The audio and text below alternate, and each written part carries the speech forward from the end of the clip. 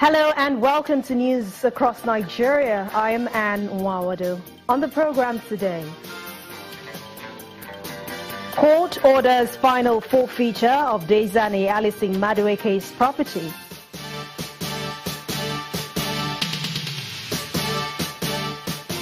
Police in Anambra State arrest some suspects allegedly behind the church attack.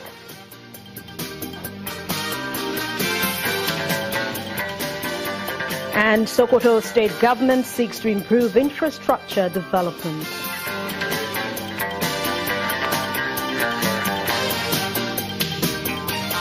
The Rivers State Police Command has confirmed the rescue of 4 persons reportedly kidnapped, with 2 others in Emohia local government area of Rivers State, confirming the rescue to Channels Television.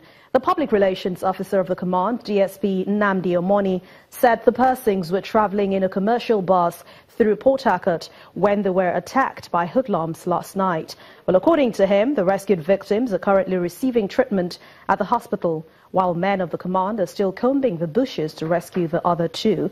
They said the driver of the bus sustained gunshot injuries. The Federal High Court in Lagos has ordered the final forfeiture of the federal government of a property in Banana Island, Lagos, bought for $37.5 million and linked to a former Minister of Petroleum Resources, Mrs. Daisani Alison Madueke. The court also ordered that the sums of $2,740,000 and $84,537,000 be released, which was realized as rents on the property, be equally forfeited to the federal government. The orders were made on Monday by Justice Chuka Obiano following a motion of no notice argued before him by the Economic and Financial Crimes Commission. But counsel to the EFCC, Mr. Anselm Ozioko, told Justice Obiano that despite obeying the publication order of the court, nobody had shown up to contest the forfeiture order. The anti-graft agency had on July the 19th, 2017, obtained a court order to temporarily seize the property designated as Buildings 3, Block B, Bella Vista Plot 1, and that's in Zone N, Federal Government Layout, Banana Island Foreshore Estate, which is set to have 24 apartments, 18 flats, and 6 penthouses. In a short ruling, Justice Obiano held that in the face of the publication and there being no responses from interested parties, he had no other option but to grant the orders as prayed. Police in Anambra State have made arrests in connection with the attack at St. Philip's Catholic Church in Ozubulu, Anambra State. The number of those in custody are yet to be confirmed. They are suspected of being part of the gang that shot and killed 12 people and injured 18 others during an early morning mass on Sunday.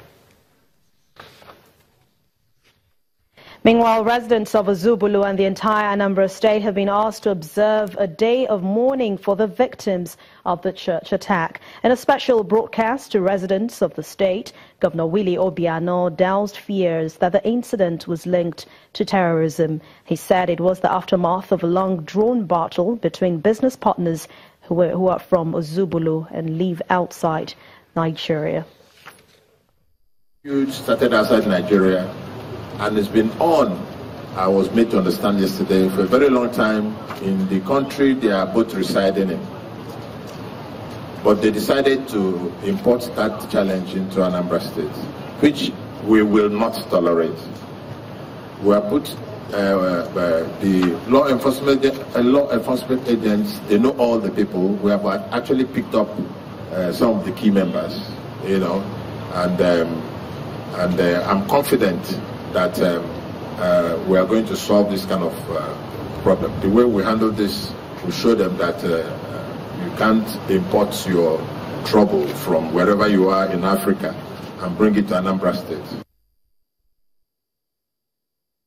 Our security forces are intensifying efforts to end renewed attacks and ambushes in the northeast by the Boko Haram militants. To see how facilities are being utilized, the Minister of Defense, Mansour Danali, paid a visit to the newly established Special Forces School in Buni Yadi in Yobe State, northeast Nigeria. He was there to see facilities at the school with a view to synergizing with other security operatives in the counter-terrorism operation.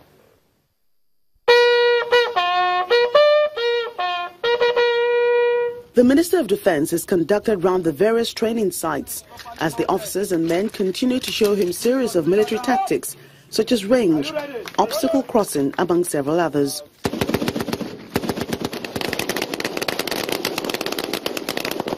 His address to men of the command is for them to help Nigeria achieve unity irrespective of the country's diversity. He says the fact that the military has different ethnic groups fighting side by side to protect the nation's territorial integrity makes it a symbol of Nigeria's unity. I have spent a lot of time to hear their problems. I've also gone around to see how we need to improve the facilities around here. So also the training on ambushes. I promise the nation that we are going to make special case for training because of the frequent ambushes that are happening in the theater of operation. The Senate representative who's here with the minister gives an assurance that the war against insurgency will continue to be given attention by the lawmakers. Requests that came to us from the defense sector, we approved as such. We have not reduced any. In fact, if anything, there are 30 areas that the slight increase, especially towards the insurgency, fight against insurgency. The armed forces is receiving a lot of attention, a lot of support from the National Assembly. Meanwhile, the Army headquarters says it's collaborating with other security agencies to tame the violence. The Army, as you all know, have been involved in support of civil authority in the maintenance of internal security, in addition to its constitutional role of protecting the territorial integrity of Nigeria. We will continue to ensure that all training schools in the Nigerian Army are provided with the basic facilities to ensure excellence and proficiency. As security forces continue to re-strategize on how to end the Boko Haram insurgency, they say the political will of the present administration and support by members of the public will give them the needed impetus to get the job done. Some southern leaders are concerned about the seemingly tensed atmosphere in some parts of the country in the wake of the ultimatum given to Igbos to leave the northern region and the warning given by the acting president on hate speeches. The leaders, some of whom include Afenifere chieftain Chief Ayo Adebanjo, a former security chief, Chief Albert Hosfall, resolved at a meeting in Lagos that there is an urgent need for the meeting of leaders of thoughts from across the regions of the country to resolve the looming crisis. They are also asking that the government should give a strong consideration to the report and recommendations of the 2014 National Conference. It states in unclear terms that the country has gone through a civil war once and is not likely to survive another one. Therefore, to have a peaceful Nigeria where all citizens cooperate and live together in peace, we must sustain the principles of equity and justice, which were the basis of our independence constitution and necessity constitution, negotiated by our founding fathers with the British colonial authorities. In this wise, we call for sacrifices on all sides. We therefore call for a meeting of well-meaning leaders from the south of Nigeria, the Middle Belt, and the north to discuss on ways of rescuing Nigeria from destruction.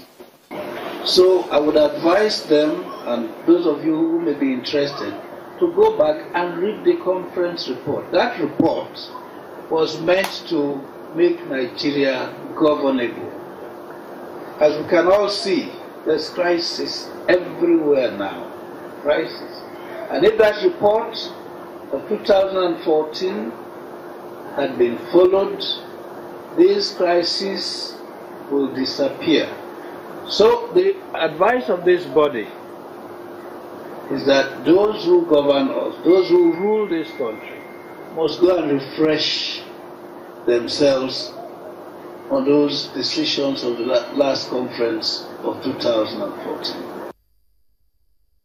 When news across Nigeria return to find out why young people in Nigeria should take part in national development. Please stay with us.